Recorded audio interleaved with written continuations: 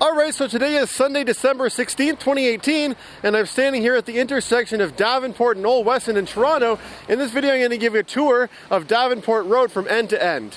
Alright, so starting from Old Weston Road, and I'm heading east along Davenport, and as you can see, there is a bike lane on Davenport. Fortunately, this car is blocking part of it. This bike lane was installed in the 1990s, making it one of Toronto's earliest bike lanes. Given that it was installed early on when they were still trying to figure out how to build bike lanes safely, it's unfortunately not one of the safest bike lanes in Toronto. I'll show you why as we continue on. So Davenport is also part of Ontario's oldest road. You read the history of it. The reason it has that claim to fame is because before there was a road built along this road, it was a trail that dates back hundreds and hundreds of years that was used by the indigenous people that lived on these lands.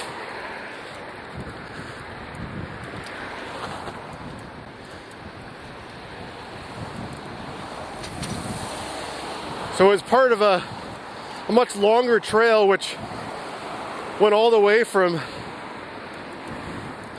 out near Kingston, Ontario, I think all the way to Niagara Falls.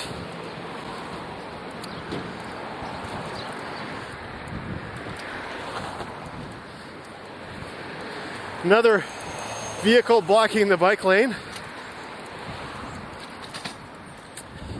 The reason I say it's one of the less safe bike lanes is because you can see that it's been designed such that the bike lane is right next to parked cars, and the parked cars are to the right of where I'm riding most of the way along, actually all the way along on this street.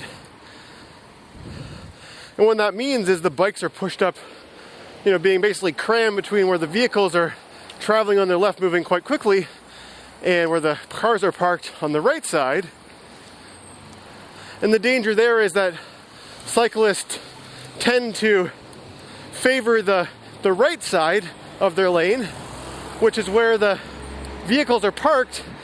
And if a vehicle opened their door, so someone had parked their car and they were sitting in the vehicle, and then they came out and then they opened their door, well, they can open it very suddenly in the path of a cyclist, which can be quite dangerous. So I'm just crossing underneath these railway tracks here. I believe, not sure what the name of this railway is, but I believe it's one of the commuter trains that goes out from Union Station out towards the suburbs.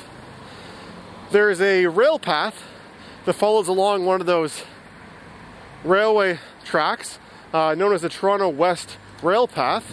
It starts from somewhere pretty close to here. So we got a little bit of a hill here to climb.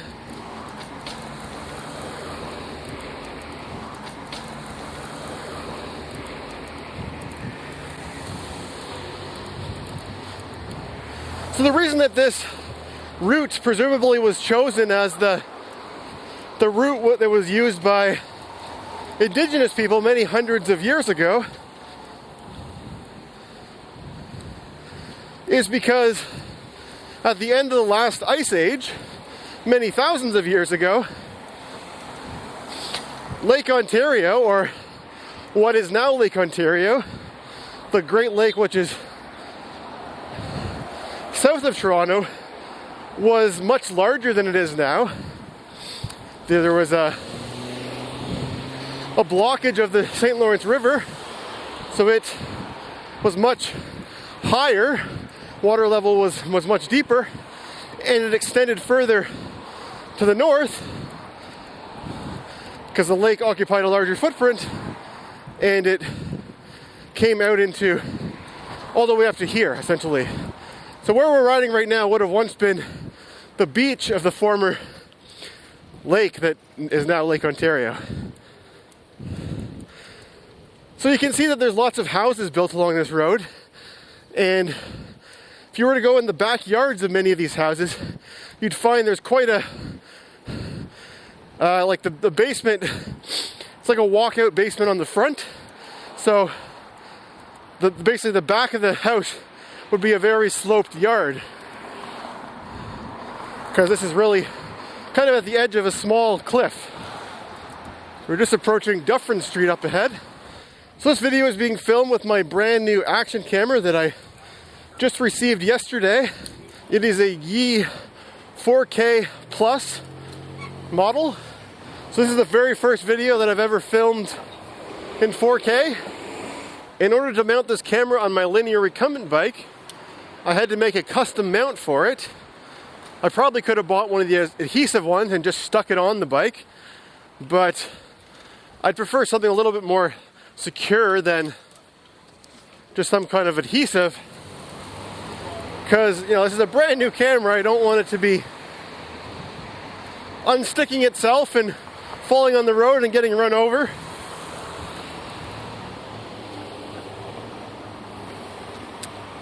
And I've been putting off for a very long time buying a new action camera, because I was always very happy with my Contour Roam 2, which is the camera that I used to film every single other riding video that I've ever posted on my channel. Probably more than 30 videos. All were filmed with that same camera. And it's now 5 years old, so it was certainly ready to be replaced. But when I went to the market to see, what was available to buy, I really didn't like any of the. Obviously I like the features of the new cameras, like being able to shoot in higher resolution and things like that, but none of them were quite the same as my Roam, in that the form factor of that camera were just so perfect in my mind. Just the way that it could mount on the side of things, the way that it was very small, the way that it didn't need a waterproof case, it was already waterproof on its own, how the lens could be, tilted to get the angle right. It was a very good camera in terms of the design.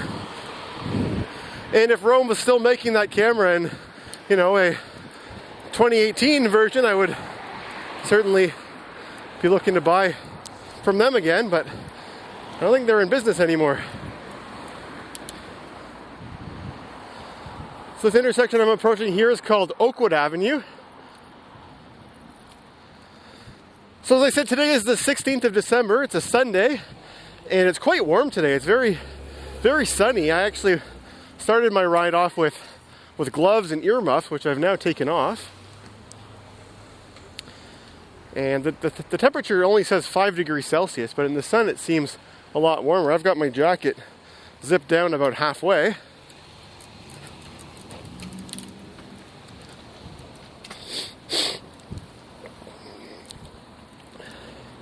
So Davenport's a route that I take from time to time when I'm going places. Probably the most common journey I would use to ride this segment of Davenport would be when I want to go and buy something at a big box hardware store. Living in the downtown core, there aren't any Home Depots or similar type of stores in the downtown core,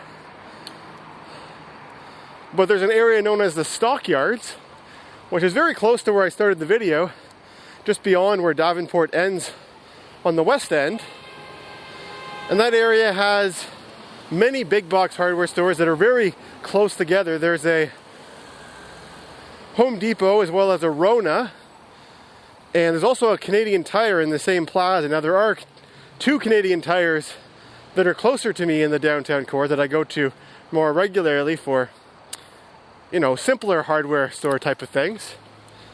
But they don't carry quite as much as the big box hardware store. So if I need something that's not available at Home Depot and that I can't get from my local storefront home hardware, then I'll make a trip along Davenport out to the Stockyards.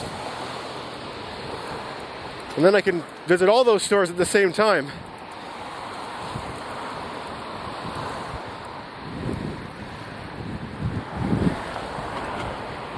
The street I'm crossing here is called Shaw Street, which is home of, I believe, Toronto's first contraflow bike lane.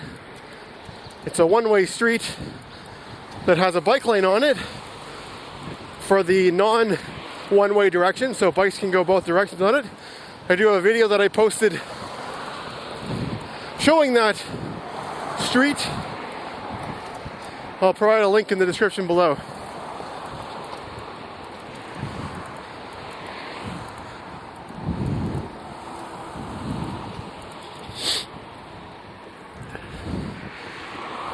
So this is my first time filming a riding video like this, a narrated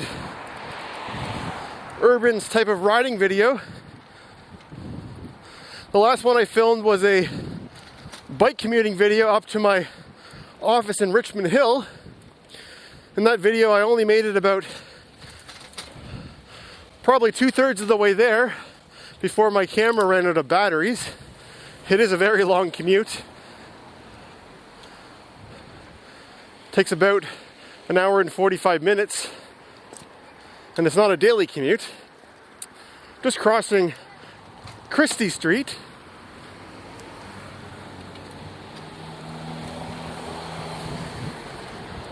But in that video I said whatever I wasn't able to film after the camera died, I would film on a subsequent trip to that office in Richmond Hill. And I've attempted to make that video 3 times, and all 3 times I've encountered problems that have prevented me from posting a video. But it's still on my list of things to film. On the right I'm just passing one of the Toronto Transit Commission, TTC, maintenance yards, or bus garage, I'm not sure. It's a large area where it looks like a bus garage. I see lots of buses over there. So where they park all the buses at night and where they maintain them. And of course not all of the TTC buses for all of Toronto, because Toronto is enormous.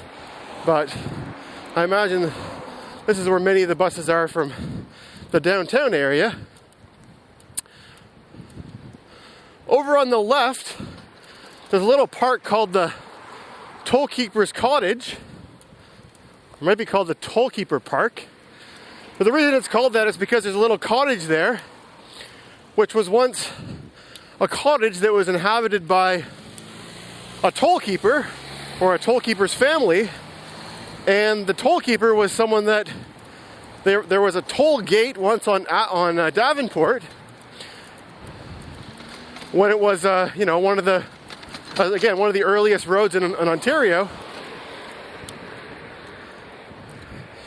If you were going to use that road and drive on it, you had to pay a toll. And there was actually people, a person that waited at that toll gate, and they collected the fee to use the road. So a very early toll road system. Now we're talking like the 1850s. So you wouldn't have been driving your car on it. This is way before cars. So this is horses and buggies.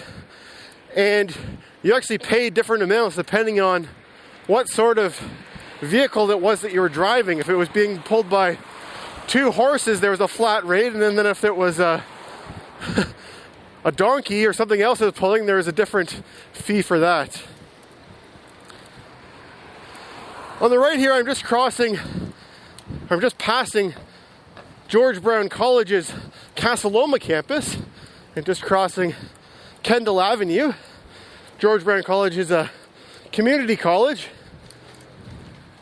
and the reason it's called the Casaloma Cottage, or Casaloma College, is because this area that we're in right now is known as Casaloma, and the reason it's known as Casaloma is because we're just passing by something called Casaloma, which I'll just show you, which is a castle, essentially, that I guess was once a home where a family lived. So that pointy roof building there is Casaloma.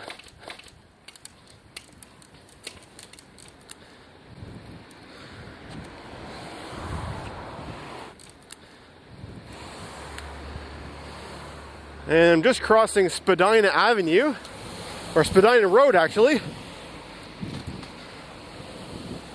It's called Spadina Avenue further to the south on the other side of Bloor, but north of Bloor it's called Spadina Road.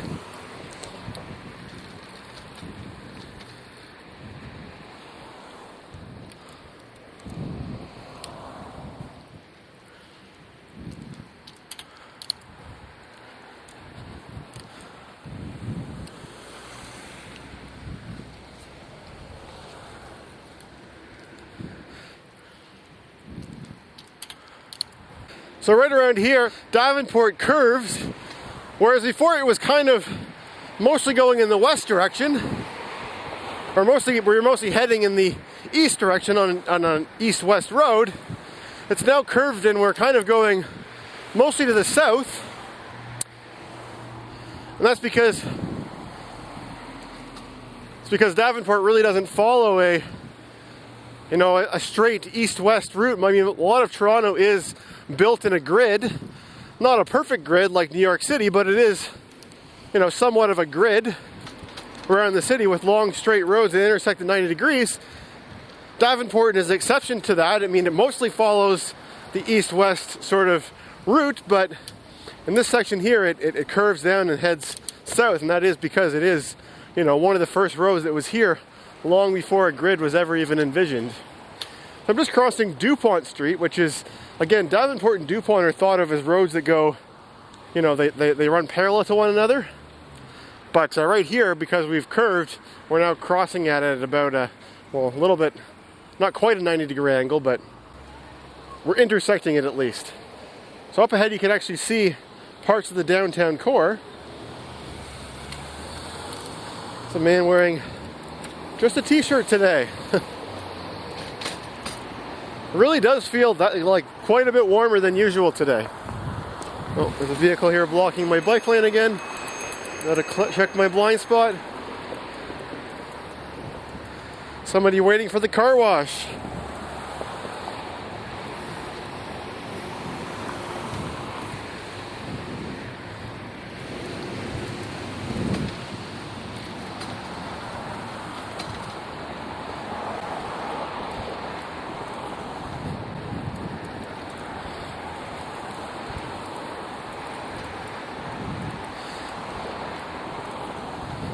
So this part of Davenport I use quite frequently because it's a good route for me to get to Canadian Tire, the closer one, or one of the closer ones, than going all the way to Stockyards. And actually we'll be ending the video very close to that Canadian Tire.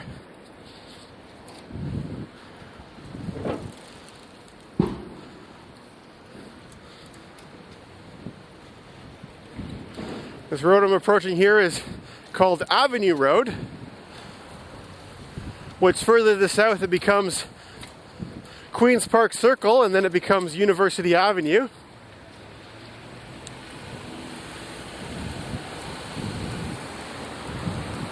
And it's quite a busy arterial, not somewhere that many people ride their bikes on.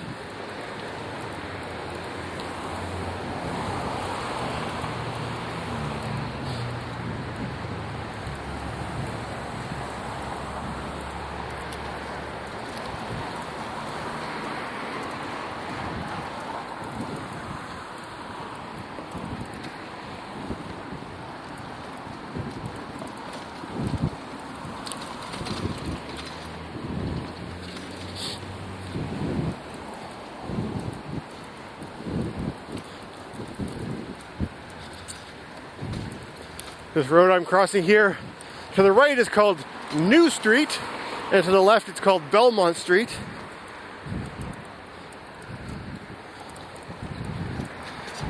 And again, when I ride in this bike lane with all these parked cars on my left, I try and ride, as close to the right or to the left side as I can, because you never know when one of these vehicles might have a person inside, might be sitting there, just sort of waiting to get out of their car, and then when I least expect it, I just see their door suddenly pop out in front of me, and I would be, you know, going from my 20 kilometers per hour speed down to 0 in a very, very short amount of time.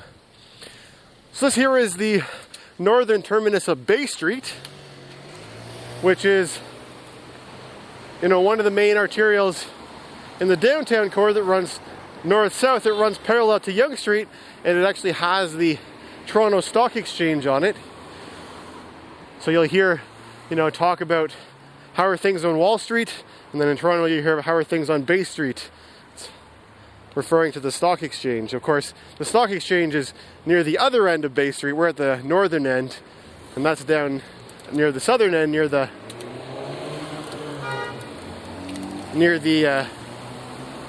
down near the lake.